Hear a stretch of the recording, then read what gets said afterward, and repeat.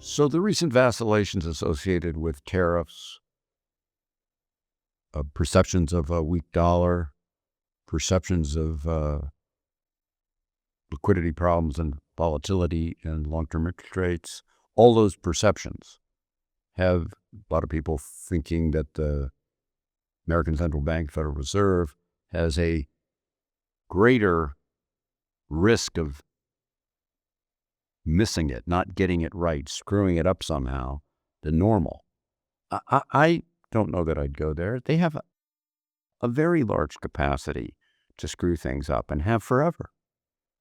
The fact is, I've almost never been praiser of the central bank's monetary activities in interest rates and controlling the quantity of money. I generally ascribe to the views of William McKesney Martin, who was the longest running head of the Fed ever from the 1950s into 1968, who said when you become the head of the Fed, you take a little pill and it makes you forget everything you ever knew, and it lasts just as long as you're the head of the Fed. And then his immediate successor, Arthur Burns, for the next 8 years, who was the best trained person up to that point in time ever in history to be head of the U.S. Federal Reserve, and was a disastrous one, was asked after his time was over, why'd you do so many things that you said you'd never do that didn't work out well? And he said, well, I took Martin's pill. I think they pretty much all take Martin's pill. And Jerome Powell's actually done a better job than most in the post-COVID crisis world, screwing up pretty well during COVID, which is how we got the inflation that we got. But as it is,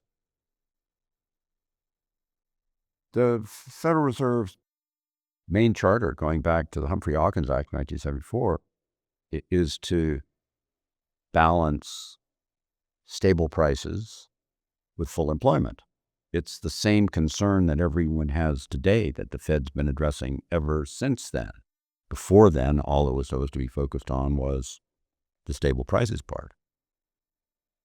So if you think of this like a teeter-totter, the one often works against the other, and there's nothing new for the Fed about that. There's nothing about that that makes it different now than it's ever been before. Over that time period since 1974, we've seen many periods of very weak and very strong dollar, of very weak rising and lowering long-term interest rates. There's nothing about this period that's particularly outside the bandwidth of the history of what the Federal Reserve has had to deal with many, many times before.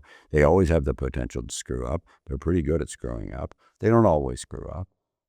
And the reality is just what they have to do, and this is the only real part that I have a lot of sympathy for, is just it's not that easy to do because they don't have some perfect crystal ball. They can't really tell the way the world is going to work.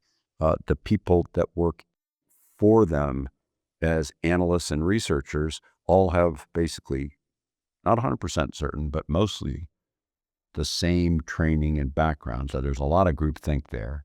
And it's all them kind of just feeling as they go. And as I've often said, the Federal Reserve, the board, and the chairman tend to be more reactors than causers. And you can see that in history if you look at it. People tend to always ascribe to them way too much power and way too much vision as if they know more than they actually know. It's a tough go. And I think they can screw it up now. But Powell's, so far in the last couple of years, has been doing better than most heads of the Fed have done. And begrudgingly, I have to give him praise for that. And hopefully he will now. Thank you much. Hi, this is Ken Fisher. Subscribe to the Fisher Investment YouTube channel if you like what you've seen. Click the bell to be notified as soon as we publish new videos.